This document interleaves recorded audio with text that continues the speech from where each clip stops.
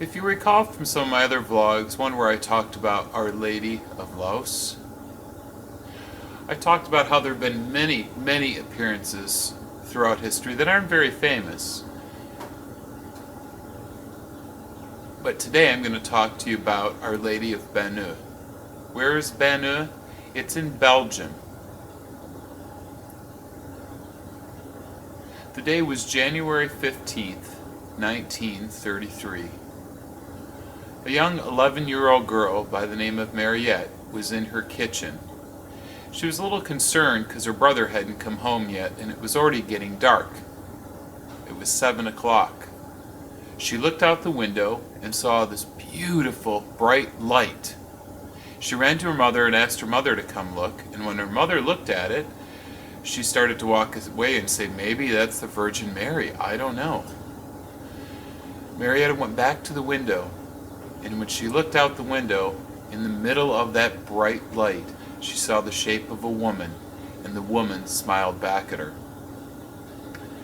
She was so excited she grabbed her rosary and started to pray, and then the woman motioned for her to come outside.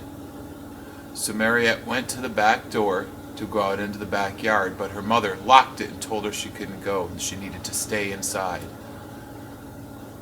Marietta was so disappointed, but by the time she got back to the window, Mary was gone.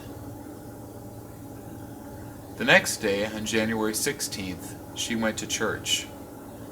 The priest came into church to get ready for Mass and saw her sitting there and thought that that was quite strange. When Mass was done, he went to teach religion class to the children, and Mariette had showed up, which again was strange because her family members were not really devout Catholics. Her parents rarely brought the children to church.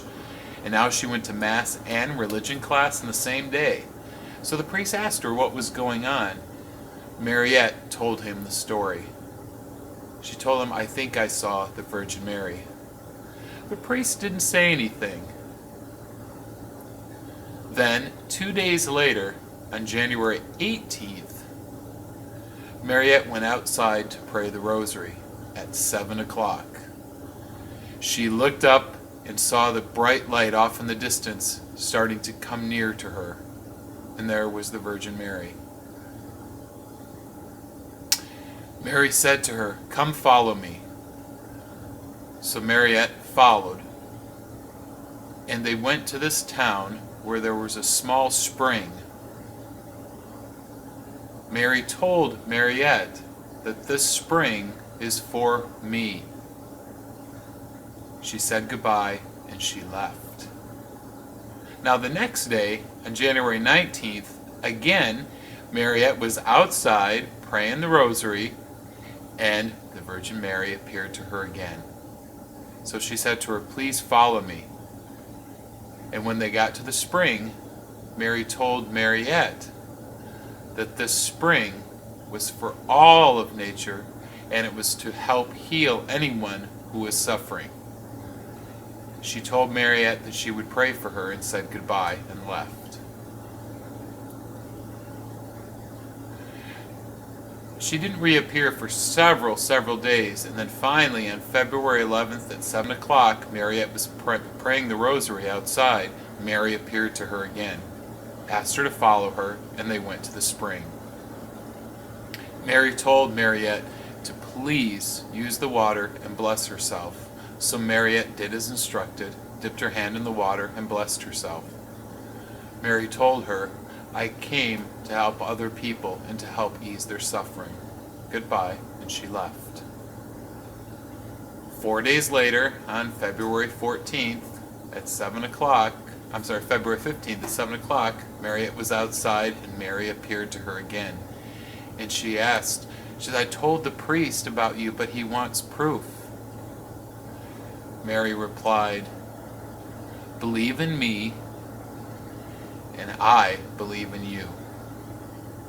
Pray as much as possible, please. Goodbye. And she left. Then on February 20th, Mary appeared again and told Mariette to please pray. And she said goodbye and left again. It wasn't until March 2nd that Mary appeared again. She told Mariette, I am the mother of the Savior. I am the mother of God. Pray as much as you can. Adieu. And that word adieu is French for farewell. So Mariette knew that with that word, she would never see Mary again. And Mary left. Then, not too long after that, people started coming to that spring, and sure enough, they were being healed. Not only physical ailments or illnesses, but also people that were weak in faith or didn't really have a strong connection to God were healed. For example, Mariette's father, he himself before did not care about God or going to church, but he saw what his daughter was going through and he started to believe, and his heart changed and he became a very strong Catholic.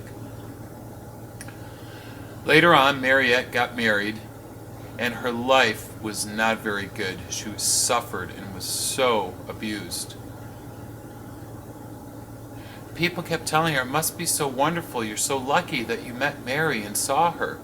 And she would tell them, really, I was just like a postman, delivering a letter, doing my duty, simply delivering the mail, and that's it. Mary came to me and gave me a message, and I had the responsibility to give out that message. The message is what's important, not me. On December 2nd, in 2011, Mariette died at the age of 90.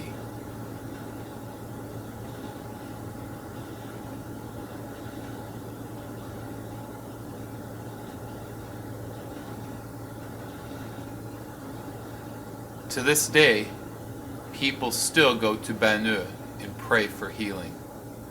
But not only that, they want a better relationship with God and with his mother, Mary.